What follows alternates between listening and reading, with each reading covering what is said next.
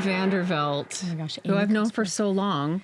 You just heard since 2008, which is so weird to me. Yeah, we were like kids. Yeah, we were so young. Yeah. We're stupid too. What were we We doing? were on motorcycles and drinking wine. I'll tell you what, that's what we were doing. Running companies. What were we actually? Yeah, oh my gosh. It's so good to see you. It's good to see you. And like the way I feel when I sit down with you, it's like there are two things that I want to do. Like my reaction is visceral.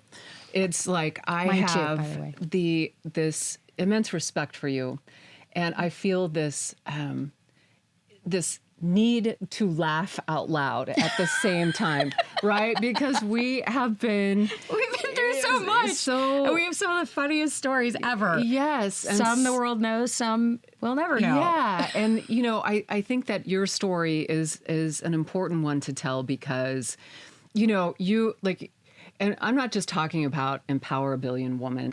I'm not talking about, you know, the manufacturing that you do. I'm talking about your journey as a person and as a human. And, you know, I have always been moved when you speak at different conferences about, you know, it's like this calling that you have. And this, well, it's because of you that you and I got to spend amazing time in Copenhagen with that whole group. Yeah. Which was incredible. Yeah. So thank you for that as well. Of course. Yeah. No. And it's, you know, like you, with your stories, you have, you know, inspired a movement, right? And you've inspired leaders and future leaders. And one of the things that, and I'm going to stop talking in a second, all right?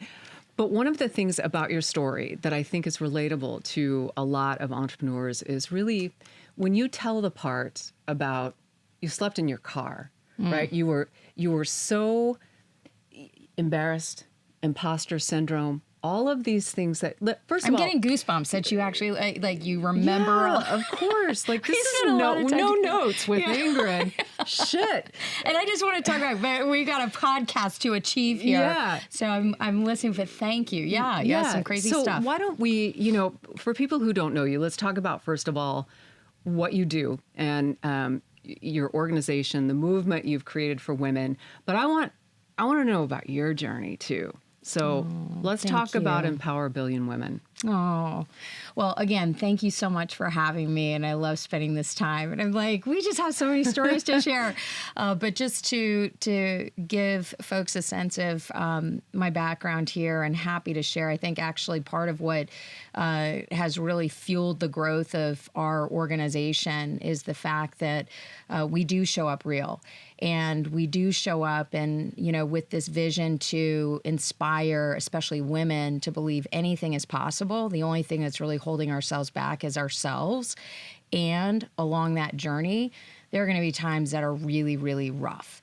And I think until we normalize these kind of conversations, it's going to remain you know, somewhat scary or potentially like, I can't do that to a lot of women and diverse leaders who historically haven't had the kind of opportunities that we've been very fortunate to have, you know, as I know for me, as I've gone through my career. And we want to see more entrepreneurs and women and diverse leaders achieve their dreams too. So take a step back, okay? Let's talk about what, all right, let's talk about, hang on, what you guys do, but also the crazy ass moment the idea came to you, right? Like this is part of the story. And then we're going to get to the journey part. But okay, so what do you do at Empowering a Billion Women? Yeah. So what we do at the end of the day, I mean, our whole what we do is actually in the name of the business. So our focus is this, you know, empowering a billion women. So we have, we are very driven to reach women at scale around the world and help them start, grow, and scale companies successfully in partnership with the corporations and investors that are seeking to do business with them. And I think just to kind of like and we can go down the story of like how that even started. But what I will say is, you know, in my own career, I was really, really fortunate, very blessed to have incredible mentors, these self-made multi-billionaires that, you know, I've shared the story in the past. One in particular grew up so poor he had holes in the bottom of his shoes. But these guys who are married to very strong women, you know, they built some of the most successful companies out there today. What you know is iHeartMedia, which started as Clear Channel Communications, or Teledyne, Dell, like these massive organizations. And those guys and their wives, as I was coming out of business school, they recognized the future of our global economy was going to be driven by females. And they recognized many years ago that there weren't hardly any of us sitting at those tables. And so because I came out of business school and was fortunate to, have gone to a school that was backed by one of them, I had a big vision for what I wanted to do in my first tech company. And he saw something. And I'm so grateful for that, because that first mentor took me under his wing. And had I not had that opportunity, and then subsequently many others after that, I don't know where I'd be today, because as you well know, less than 2% of women ever get financed. Less than 12% of women ever get over $100,000 in annual revenue. Less than 3% ever get over $1 million. Less than a third of 1% ever get over $10 million in annual revenue. And so the numbers are so small. And because of the support that I've had, I've been fortunate to achieve those goals.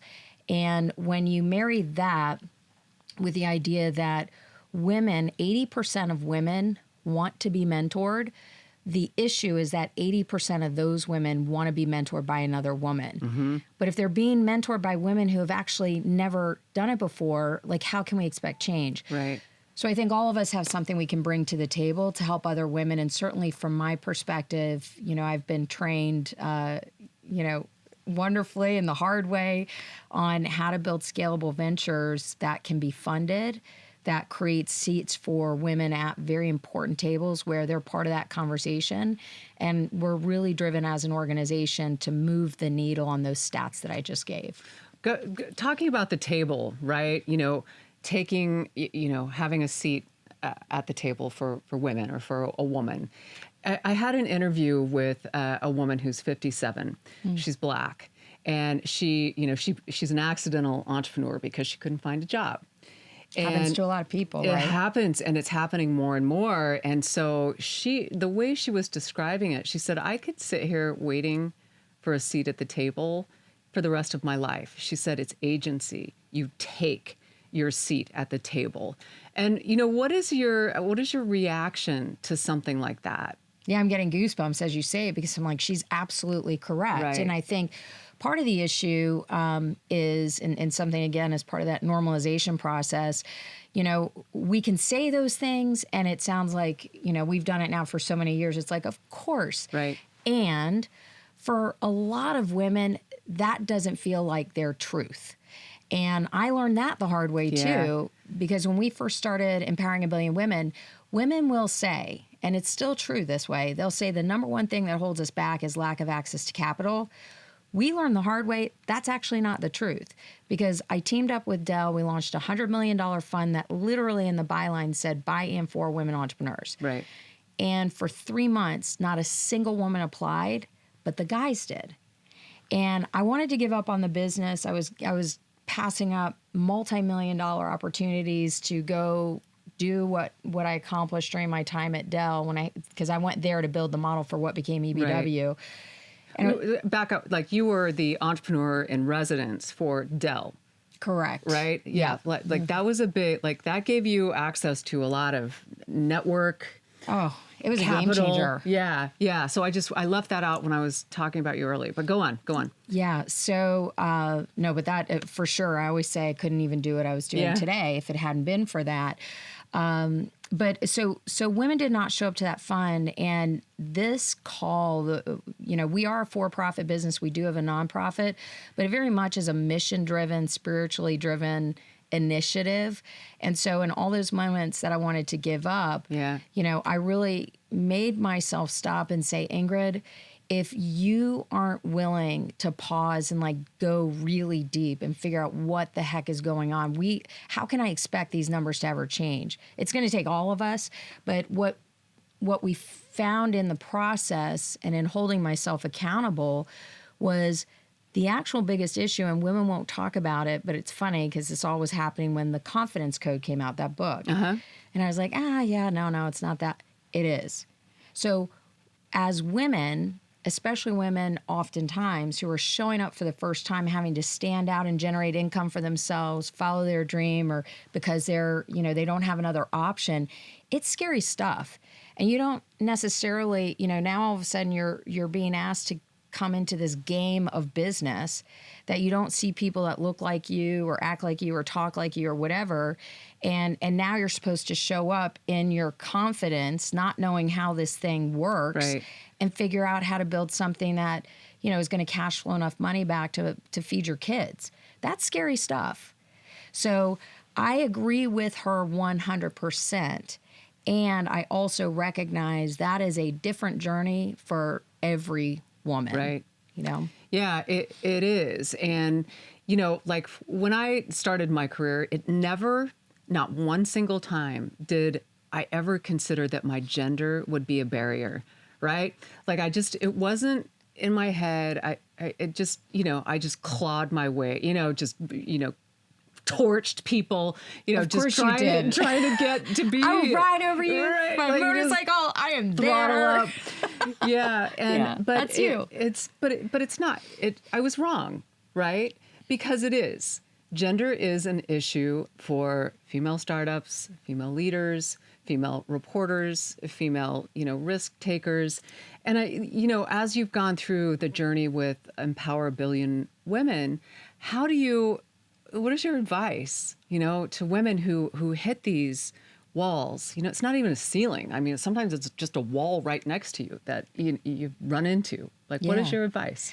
I would offer a few things, and the number one piece of advice that I will always offer is if you don't have a mentor, for sure, get a mentor. And how do you do that? Like, we keep talking about mentors and everybody. How do you go about finding a mentor? And then I want to add something I've got another question based on that. Yeah. And then I'm like, we should do a master class because there's part of this to actually teach you, like, how do you get the deals done? Right. Because my advice on mentors is don't just look for somebody that's kind of doing what you're doing or whatever. Like what I used to do when I started out in my career was just like trying to get access to information. I'd have a lot of coffees. And I think for women, as we're figuring this out, I often say, like, if you go into a meeting like that and you don't have sort of timeline, agenda, deliverable, like a clear agenda to what you're doing, then you're just going to have a lot of coffees and you know, just not move the ball forward. So I really want to encourage women to think about who it is that really is doing what it is that you want to do. Because what I have found time and time again with some of the most successful people that I've had the wonderful opportunity to work with is that if you kind of reframe this in your mind, a lot of us will think, there's no way they'll spend time with me, right? Right. Okay. But the reality of it is that, think about Oprah, for example, Red McCombs, I was mentioning him from iHeart. These guys have been so successful in their career, and most people think they're untouchable, so they don't even get asked. But the reality is money's no longer an issue to them. What they care about is impact. And so if you are a person that has really done your research on why this person, they've really achieved what it is that you want to do, think about what it is that you're doing that can add value to what they care about. Right? And in that process of adding value to what they care about, you're giving them an opportunity to spend that time with you, and you can create a consistent pattern of that, meetings, and all of a sudden you've aligned yourself with an extraordinary mentor who otherwise often isn't asked because people don't think they can. Right. When it really is, they're just waiting for you to show up. Right. Yeah. Yeah. And I think that people sometimes, and I'm guilty of this as well, you think that a mentor is someone that you make an appointment with and you sit down and it's, everyone around you is in some capacity a mentor, right? If you make yourself open to learning and become a seeker, right? Like you're a seeker. Yeah. You're a big time seeker. Yeah. And as are you. Yeah. I My mean, mermaid soul sister. Mermaids in the house. And I think that, people, because it feels institutionalized, right, and formal to be meeting with a mentor, it's not, right? You hang out with mentor. It doesn't have to be, like a spreadsheet of exercises. You can learn just by being in the presence of greatness or in some kind of, someone who is achieving what you want to achieve. Oh, for sure. And I also think not overlooking books. You Yeah. know, for example, so I look to historical books when I'm wanting to like really get a hold of something. And I think about those authors who've gone before us that have so much to offer. And I think about them as mentors. You Yeah. can't quite interact with them, but that's where, you know, my prayer routine, for example, that I do every day, you know, I'll sit and reflect and I'll just listen to what it is that I'm supposed to hear through prayer or reading these books that I'm listening and really integrating. So I'm not just like, it's not about entertainment, although it sometimes feels entertaining, but it's like really consuming the information in a way that it's like, okay, if I'm going to spend my time here, what is the potential transformation that can come from that? What am I really learning? And how Right. can I integrate that into what I'm doing? Right. So it can come from a lot of different sources. Yeah, and I think that, you know, bringing up the whole factor of reading, right? Like entrepreneurs read, right? Successful entrepreneurs read more than business books, right? Like this is when I'm mentoring a startup, you know, they're like, well, what Malcolm Gladwell do I need to crack open today? I'm like, go read Anna Karenina. You know, Yeah. open your, like, work your brain, learn things, go somewhere else. I just think that, you know, that there's a culture of you have to read these business books. And I know you're not a bit like you read Yeah. everything. You're Yeah, like me, yeah, like yeah. you just consume words. And, you know, I just think, I'm laughing because I'm like, you should see my office. I keep telling Glenn, I'm like, we literally do need to build a library because it's a little ridiculous. Yeah. I am not a hoarder by any means, but you might, you know, books question are not it. hoarding, right? The books They are are piled yeah, up. it's And I read reference all- material. Reference material. Yeah. That's it. Yeah, that must It be. is, though. Yeah, True. It is. Yeah. Okay, so one of the other parts of your story that I think is enlightening to a lot of people, not just like your story is so much more than business. It's about life. It's about chasing your dreams. It's about your saying, which is making the impossible possible. So going back to the thing where you're talking about, you know, purpose. Yeah. Right. And that's a big, everybody's dropping the term purpose right now. Everybody wants to do, live with purpose, run your bit, be a purposeful leader. Okay. What in the actual hell does it mean? Like, and how, like you knew the moment, actually, I think you've had a couple of moments when you knew what your purpose was. Right. Yeah. And it doesn't, this is not, it doesn't have to be a religious thing. It doesn't have to be, it's just like knowing what you stand for. Oh, yeah. Right. So Yeah. what is it like to you from your experience? Yeah, and thank you for going there and asking that question because I think, and both of us could I think would share the sentiment that, you know, as we sit here today and we reflect on the fact that we've known each other since 2008. On the one hand, it's like that was so long ago, and on the other hand, it's like it was yesterday. Yeah. And I've found myself often saying, because we've got some younger folks that work with us, and I'm like, oh my gosh, you know, I remember my 20s and then even going into my 30s, and I was like, older people just say time flies by really fast. I'm like, but then I blink and I Yeah. am that. Yeah. And I'm like, oh my gosh. And so really it's this idea of purpose is just, you know, so many of us find purpose through all kinds of different things. Right. Many of us find that purpose through our families or through our faith. But and not a but, I would really invite people to give yourself the gift, truly, of sort of this opportunity to kind of think about the fact that even going back to what I was saying about mentors and securing mentors, one of the things that I really realized during my time at Dell, and, you know, when Michael Dell would send me these late night emails and like, what do you think on this deal? And, you know, it was so fun to On a BlackBerry? Yeah, on a BlackBerry. Of course. Oh my God.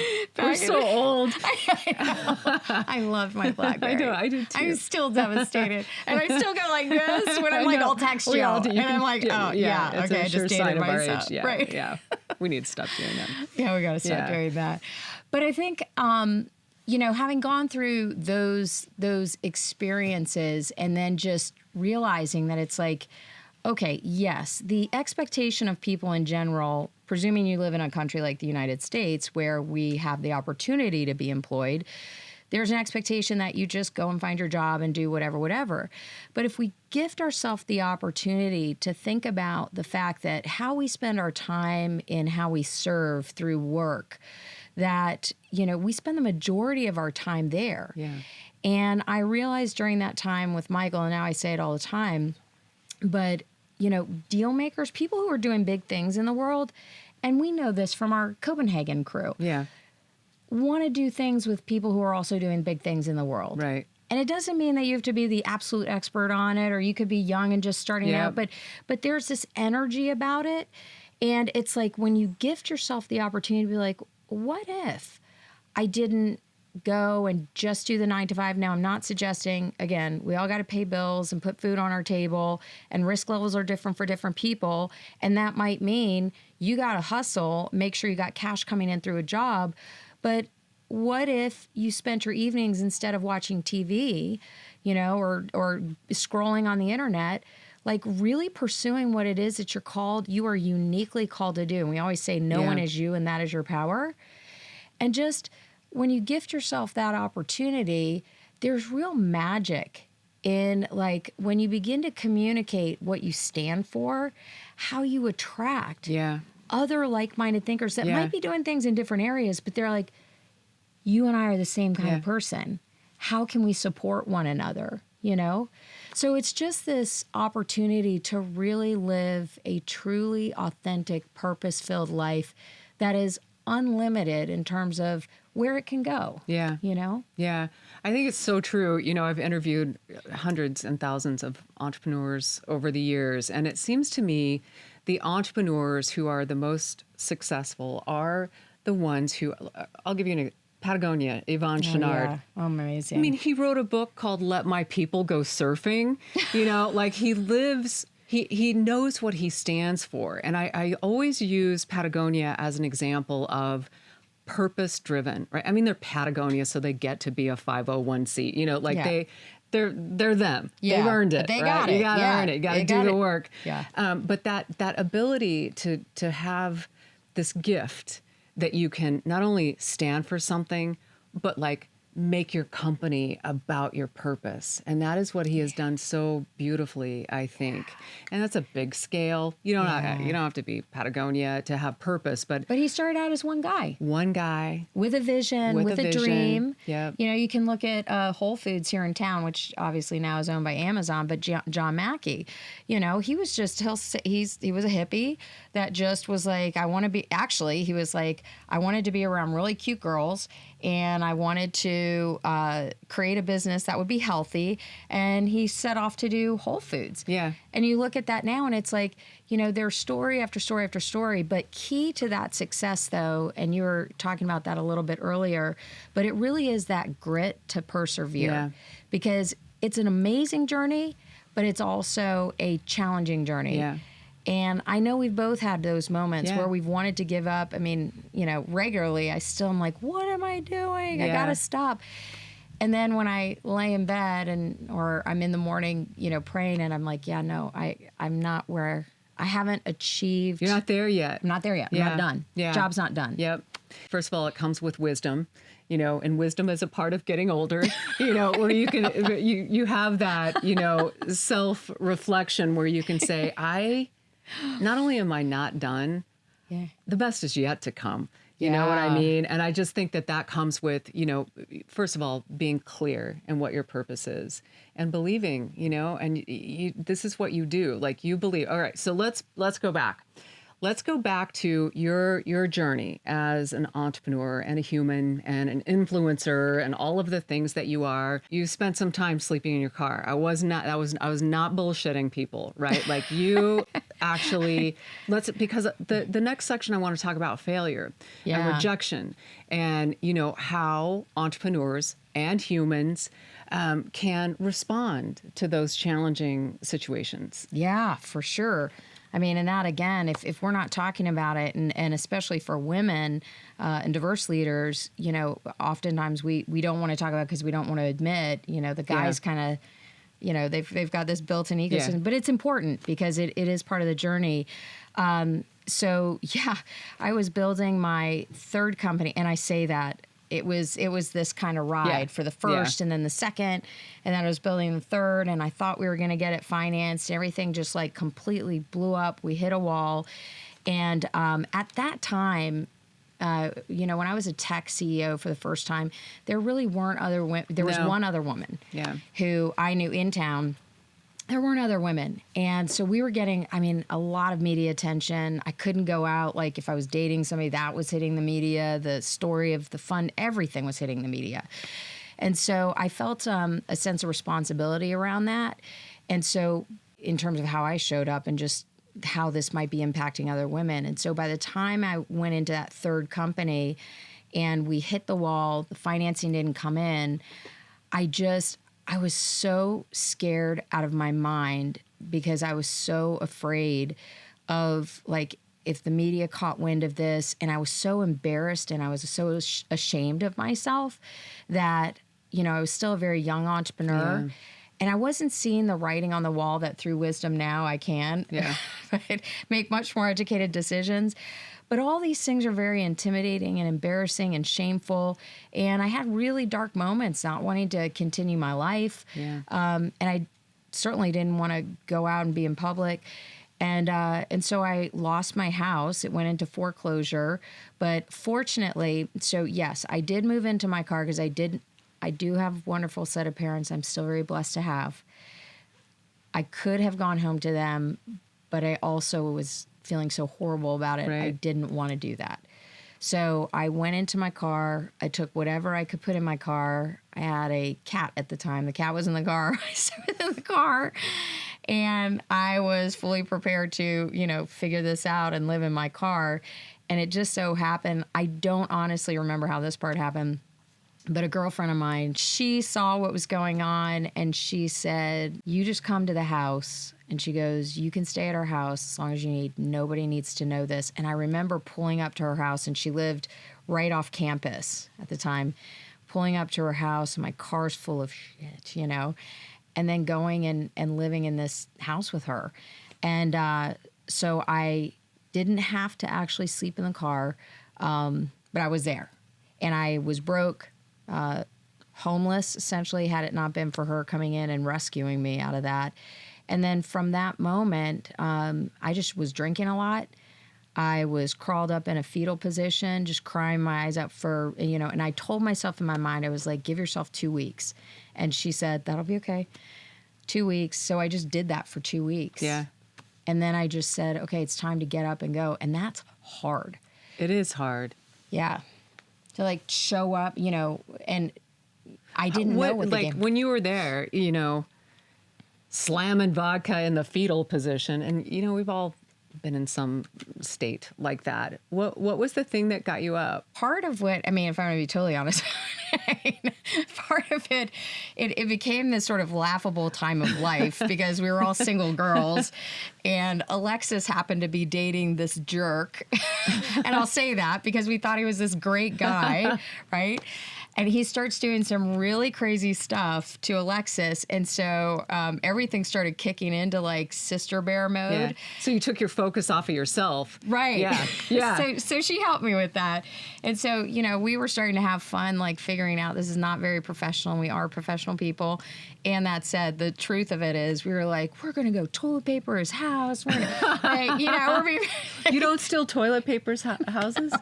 Really? That kind of took the focus off. But then I would still go back to that dark place. Yeah. It was just awful. And she threw a party one night and these people I knew were coming over and having to like put a smile on and pretend that everything was, okay. And I think it was just really that, and this is key to success, is like we all have the opportunity to choose. Like bad things are going to happen. Yep. And we can decide this is either going to define my life going forward or this is a defining moment of my life and this is how I'm going to go forward. Right. And that I will just say through the grace of God and just praying and just trusting the process. Like if you just go out there, and it's really part of what they train you even in sales, although I never went through official sales training. But when I see salespeople and they're like, it's all about the numbers. But there's some truth in that. Yeah. You got to just get up and like go out there. And what I was doing was just trying to find consulting gigs. And I was getting a lot of doors slammed on my face and I'd leave and cry. And then after getting a bajillion no's, I got my first yes. And then the next yes. And then yes, yes, yes. And then all of a sudden my bank account started growing again. And I was like, okay. And then it started providing stability and a platform that I could build again. Right. Yeah. But you just kept going, you dusted it off. and you rose up from the ashes. And, since I've known you, like you've had nothing that dramatic, but every time you pivot out of a situation, like you're looking higher and higher and higher, and you're achieving more and more and more. And as you have become confident, and as you have developed this sense of self, you've impacted the lives of hundreds and thousands of girls and women around the world. And it's an amazing journey to watch. And before we wrap up, this is so corny and cheesy, but whatever. I feel like being Good, I'm glad corny you're and going there cheesy. because I'm starting to tear up. Oh, don't tear up. Don't do it. No, we're here together. We got this. We'll always have Copenhagen. Yeah, we'll always have Copenhagen. Yeah. Oh, and thank you on that with the women and girls, because it is amazing to see. I just got back from a trip in Bosnia, and I'm like, and I'm working with women in Israel and Ukraine, for example, Africa, and you just see these situations, and it's like, it doesn't actually take a lot to change the life for somebody else. It doesn't. And, before I get to the cheese ball Velveeta question, since you brought it up, and we're both very active in the creative industries around the world. Like, we are believers in how creativity can shape a culture and an economy, and, we celebrate that. Yeah. But we together had a really crazy experience with a startup in Kabul, Afghanistan. Oh. Remember? Saufeddin. Yes. Oh my gosh. I actually tell that story often. Yeah, we are there. The Kabul is falling. Remember? The Taliban took over. There was a founder. He was trapped, right? And he was this incredibly vanguard technology entrepreneur. Afghanistan had a vibe going back in the, before the Taliban took over. Building a company that was intentionally hiring women. Yep. At a time, Yep. that at the time, still the Taliban was there, and then of course they've taken over, but that was just unheard of. Yeah. And he became a target. They tried to flee, right? Because, they're tech and, very Western influenced ecosystem of entrepreneurs, but he reached out. So he got trapped at the Kabul airport for 30 hours. And he reached out to our group of creative entrepreneurs around the world. He's like, can somebody help me get my family out of Afghanistan? And here you and I were like, entrepreneurship, we're champions for women, but we're faced with this, like, one of our people is trapped in a war-torn airport with his 2-year-old son and wife. Yeah. And we didn't know what to do. Do you remember? Yeah. But the power of community, But we decided we were going to fix it. We were going to get him out of there. We didn't know how. Yeah, but people knew senators, and people were on the phone looking for ways to get him out. But through the power of that community, right? And I'm just a reporter. Like, I was just watching it. But there was a French journalist took a helicopter in, snuck him out, right? Like, this is a startup, this is happening in real time. It was all night I'm watching. But the power of these connections. Yeah, these connections that you make as an entrepreneur. And, even though ours with Saufeddin was fleeting in person when we were in Copenhagen, the meaningfulness of what you can build, like, you just never know, what your community will do, to help you. Oh, that was amazing. Because again, totally agree with you in terms of, we were aware of him, but we didn't really have a relationship with him. It changed everything. It changed everything. We ended up hiring him for a period of time. He's now working with a company here. He's safe. He's safe is what matters. Yeah. Yeah. Thank God. So he lands in France, as we both well Burgundy, know. Yeah. Okay. No, we got up every morning at like 3:00. Ingrid had curlers in her hair, like on all of our Zoom calls to rescue this family. And I'm like, like being an entrepreneur is so much more than making money. It's being a part of something that matters. And it goes back to what we were talking about earlier too. Like, when you really follow what it is that you're called to do, you attract those like minds, and people stick together, and there's a trust built there. And like, I get you, you get me, and I've got you. So, and you've got me. And it is like that for the community. And sometimes you don't think that because you're like, I don't really know this, in this case, siphoning. But for him, the thing that was just so extraordinary to watch, not only that rescue out of there, but when he landed in France, the Taliban shut down all the banks. He had no access, no money. Yeah. And had it not been for his investments in crypto and the blockchain, he had a little bit of money, and we were sending some money over there, but certainly not enough to take care of a family of 3 in a new country where you have nothing. Right. And that's what actually saved him. And it literally was in that moment, I was like, oh my God. Yeah. Like, I completely see how this is totally going to transform the global economy now. Right. The penny dropped, became super real, and started going and giving speeches on like, this is what happened, and here's how it's going to change our global economy. But yeah, that was such an extraordinary experience. It was, and when I tell the story, I feel sometimes like I'm betrayed. It's his story to tell, right? But I was so moved by, first of all, that we were witnesses to something this extraordinary, this, life or death situation, literally, that I feel like it's something that we should tell because it shows the power of community, and it shows the power of, entrepreneurship, right? Like if he weren't an entrepreneur and like trying to make a change in his country and his status, he would have still been there, right? Like under the Taliban. Like, I'm so glad that he survived that. And I'm grateful that we, were a part of the support system for him. Well, and I think it's it's important to tell a story. He would want us to tell a story. He would. And he as well. And I don't know if you had heard that, but his brother was his brother was killed.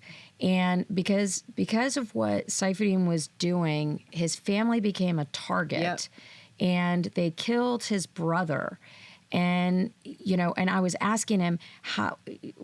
Of course, how's your mother doing? Terrible. Yeah. As you can imagine. Where are the girls and the women that you hired in your company? Yeah. And he didn't know, but he was confident that at least some of them did not make it. And he felt like some of them hopefully did. Right.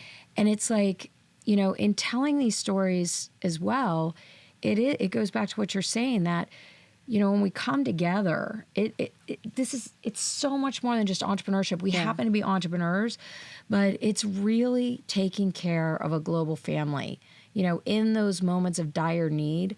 And sometimes these just completely unexpected things happen, but we're there for each other, and that's pretty special. Yeah, we are an unstoppable force when we are together on something. We are literally, as a species, unstoppable.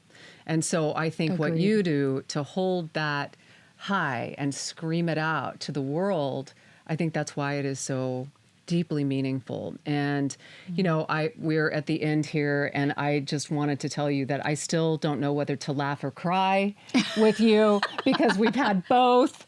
And I just want to thank you. And I am grateful for you, and I wish you all the success in the world. You too. I just love doing this.